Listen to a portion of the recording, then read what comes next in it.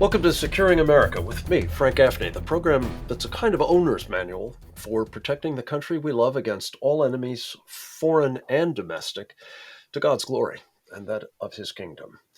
China looms large, as usual, in our thinking about protecting the country we love. It has unfortunately become a nation increasingly bold as well as capable of waging war against this nation.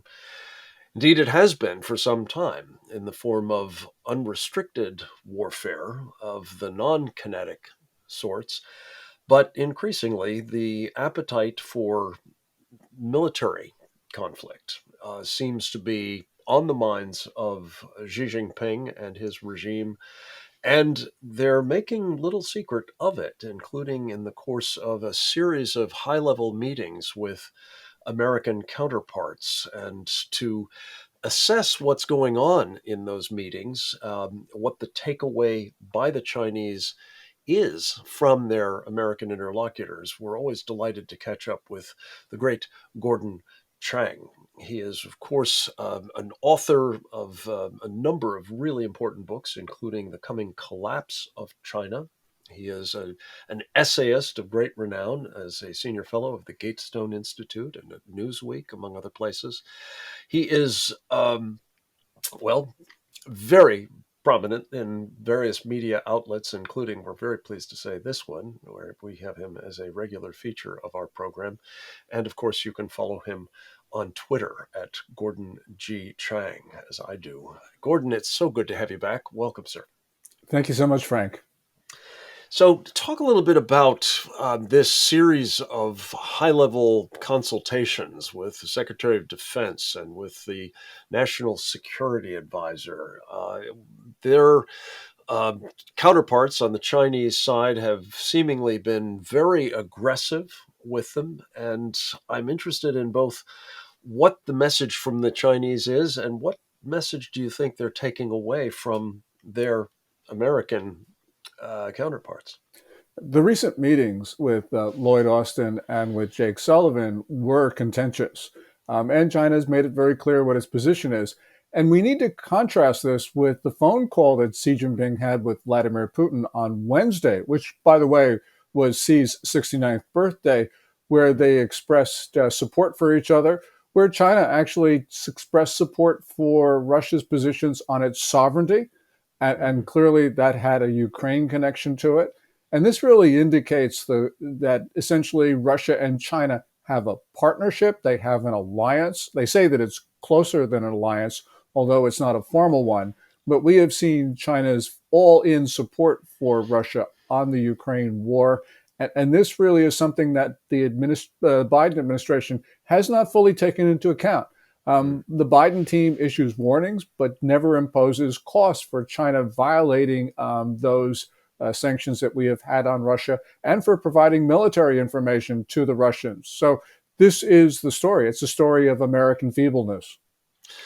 Well, I'm anxious to get your thoughts on this, Gordon, because all in is something I thought the Chinese were trying to obscure. I think you're right. That's what their actual policy is. But I thought that they were trying to be essentially on our side as well as on the Russian side, at least with respect to this idea that they weren't going to be providing material support to the Russians in their Ukraine operations. Are you saying that they actually are providing that material support and they're just counting on us to ignore that fact?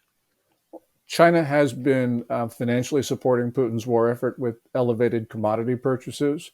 It has made its financial system available to Russian institutions that have been sanctioned by America and the West. Beijing has put its diplomats in the service of Russia.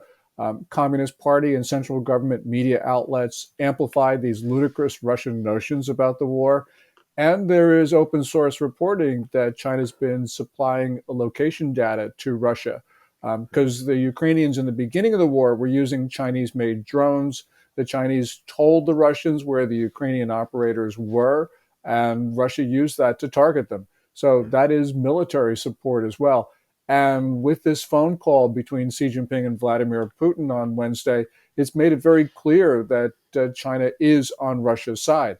The Biden administration, as I mentioned, is not willing to impose those costs on China, and it needs to do so because the Chinese will continue to go all in until we stop Mm. them. Speaking of Ukraine, Vladimir Zelensky has used the platform of the Shangri-La dialogue last week, the place on the margins of which Lloyd Austin and his Chinese counterpart met, to issue a pretty strong warning that one of the lessons from Ukraine's experience has to be to provide material defense capabilities to Taiwan before it needs them, not after. Again, you mentioned that these conversations have been contentious. It's not just been, I guess, about Ukraine. It's also about Taiwan, has it not, Gordon? Well, yes, because Chinese Defense Minister Wei Fenghe, the general, actually in his meeting with Lloyd Austin on last Friday, and during General Wei's talk or speech on Sunday at the Shangri-La Dialogue, mentioned Taiwan, was very clear about it, that China would be willing to go to war over Taiwan. And, it's not so much the words, which of course were hostile, but it was the emotion with which these warnings were delivered. China wants to go to war. You can see that from what it does, from what it says, and that really is the takeaway. We can just sort of turn off the sound, and we can get the message. Hmm. Yeah, and Gordon, to the extent that there's messages going both ways, what is your sense of their perception of the message coming back from Washington at this point? I think they just ignore them at this point. A lot of people will say, Frank, that China was deterred from invading Taiwan because they saw the heroic resistance of the Ukrainians to the Russians, and I think that's probably true. But on balance, I think the Chinese were emboldened because on the other side of the equation, China saw that the United States, the 27 nations of the European Union, and Great Britain failed to stop Russia from invading Ukraine. And the reason why this is important is because those 29 states had an economy that was 25.1 times larger than Russia's in 2021, and yet we couldn't stop the Russians. That is a failure of diplomacy, perhaps the greatest failure, I think, since World War II.